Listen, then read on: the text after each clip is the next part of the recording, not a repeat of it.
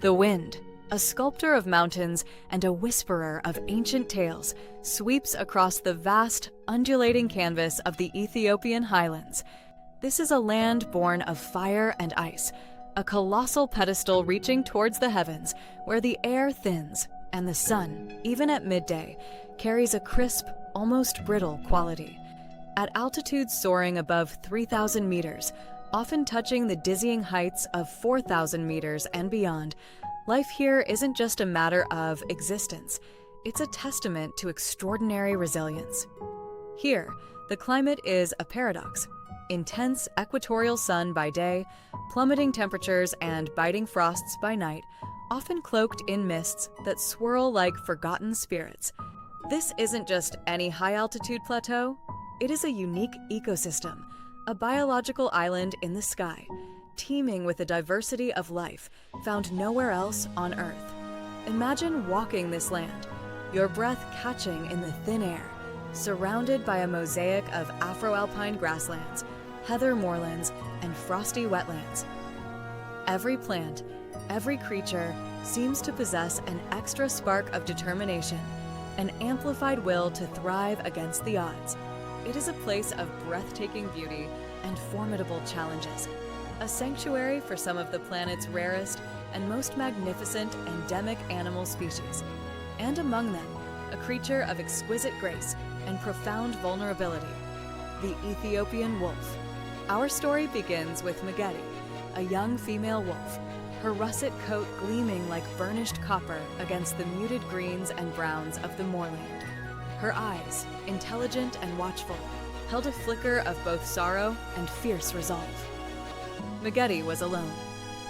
The cruel hand of fate, perhaps a sudden, brutal territorial dispute, or the swift, silent spread of disease, had snatched her pack away, leaving her an orphan in a world where survival hinged on belonging. For an Ethiopian wolf, solitude is a death sentence. They are creatures of community, their lives intricately woven into the fabric of a pack. Without it, the vast, challenging highlands become an even more formidable adversary. Megeti moved with a quiet urgency, her senses finely tuned to every shift in the wind, every rustle in the grass. Her gaunt frame was a stark reminder of her struggle. Days bled into nights, each one a relentless search for sustenance, a desperate scanning of the horizon for the telltale silhouette of another wolf, another family. She was a ghost in her own homeland, a solitary hunter in a landscape designed for collective endeavor. Her hunger was a constant, gnawing companion, a dull ache that sharpened with every failed hunt. Yet, within her slender frame, a powerful current of will flowed, the primal, unyielding drive to survive, to find her place again. As she traversed the sprawling moorlands, Megeti witnessed the vibrant tapestry of life that shared her elevated world.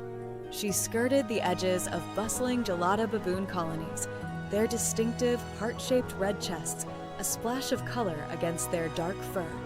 These bleeding heart baboons, with their elaborate social structures and grass-grazing habits, were a constant presence, their chattering calls echoing across the valleys. Megeti watched them, not as prey, but as fellow inhabitants, their lives a mirror of the complex social bonds she so desperately craved. High above, the thick-billed ravens, with their glossy black plumage and formidable beaks, wheeled and soared, their harsh croaks a familiar soundtrack to the highlands. They were opportunistic, intelligent birds, often shadowing predators, hoping for scraps. Megeti often found herself sharing the vast expanse with these avian sentinels, their watchful eyes a reminder that she was never truly alone, even in her solitude. Her primary quest, however, was for the elusive subterranean dwellers that formed the staple diet of her kind, the giant mole rats. These remarkable rodents, often weighing as much as a small dog, were the architects of the highlands' underground world, their intricate tunnel systems, a labyrinth beneath the turf. Megeti would spend hours, nose to the ground, listening, waiting, her paws poised to dig. The hunt for mole rats was a patient, strategic affair, a dance of stealth and explosive speed. But hunting alone was a far more arduous task, requiring immense energy for a meager reward. A pack could coordinate, surround, and flush out these plump prizes with far greater efficiency,